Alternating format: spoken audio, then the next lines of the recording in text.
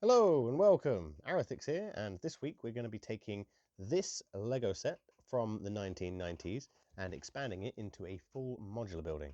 So without any further ado, let's dive right in. So this is the set we are going to be working on today. This is set 6598, the Metro PD station from 1996. Quite a nostalgic one for me. It's not the one that I had as a kid. I had the one after this with the green tinted windows, but this is the one featured in the Lego Island game. This is the set they used for the police station in that game. It's also where the information center is from, except that is not a set. That's a custom building that they made for it. They used this police station in that game. So I've picked that because it fits in with the Lego Island inclusion into the city. We've already got the information center, and also this building, because it's from Lego Island, the jail that comes with it actually houses the Brickster in the game. The Brickster is the villain of Lego Island. He's quite powerful, surprisingly, and I thought that would be fun to play with for Bob, maybe an adversary for him to deal with. And so I've got two of him, and I've got this set. Now, this set does originally come on this plate with the road sort of built into it, but this isn't a Mills plate and it's not going to gel very well into it, so I had to make a custom one. Used up every single one of my remaining grey brick to make this road, just about. And so I'm going to have to get more of that. So I made a Mills plate, got a little bit of sidewalk at the front, shifted it forward so that I can have space to close up the back. And then we get these vehicles. So we get this helicopter, which is exactly how I remember the helicopter in the Lego Island game. It is basically this helicopter. It's small, it's compact, but is effective. A lot of the old Lego vehicles were a lot smaller than today's, which seem to, tend to emphasize more detail and, in a lot of cases, more accurate size of vehicles. We also get this prison truck. So you can see this teeny little 4-wide truck, literally tiny little 4-wide, with a little jail cell for you to put your prisoner in.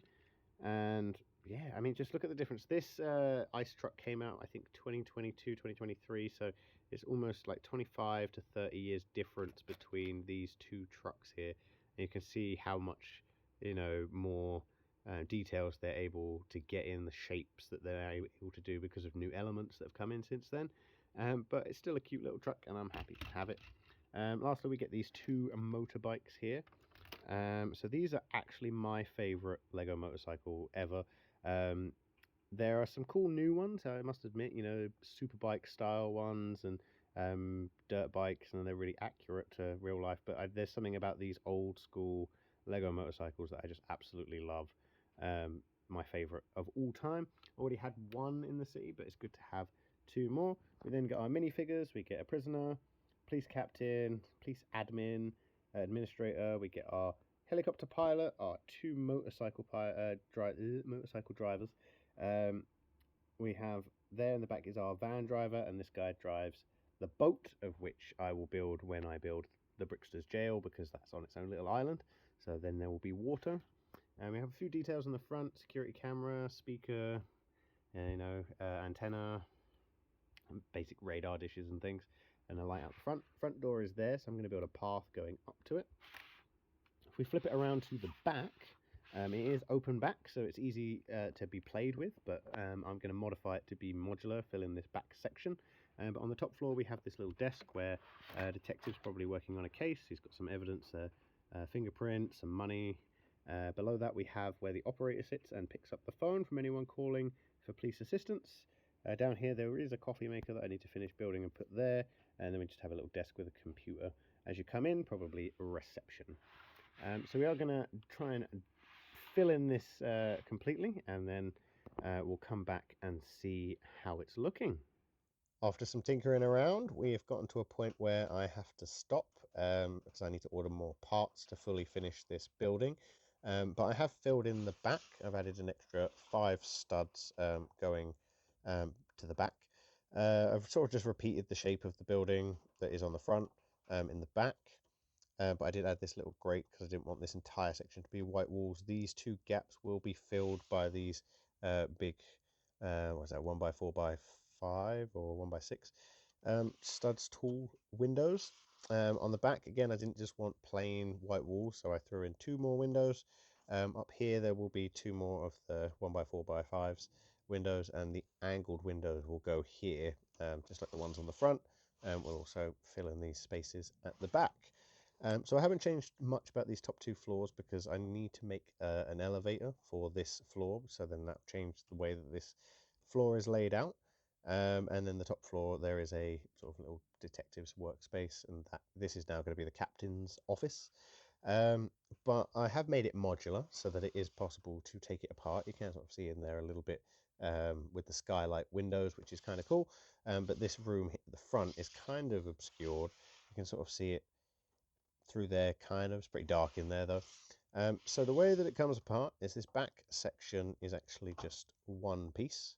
It's not perfectly secured together because I need those windows to just form a solid connection there. So the back bit comes off, and then this is the original front of the building, which comes off in one big section.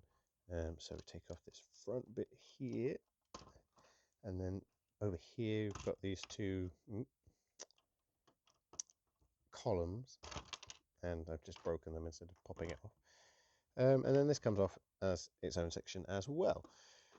So in here, we have a sort of reception area with, the desk that comes with it. I've raised it a little bit and capped off the computer so it's not studs, but computer, coffee mug, little chair, tiled off the floor in grey.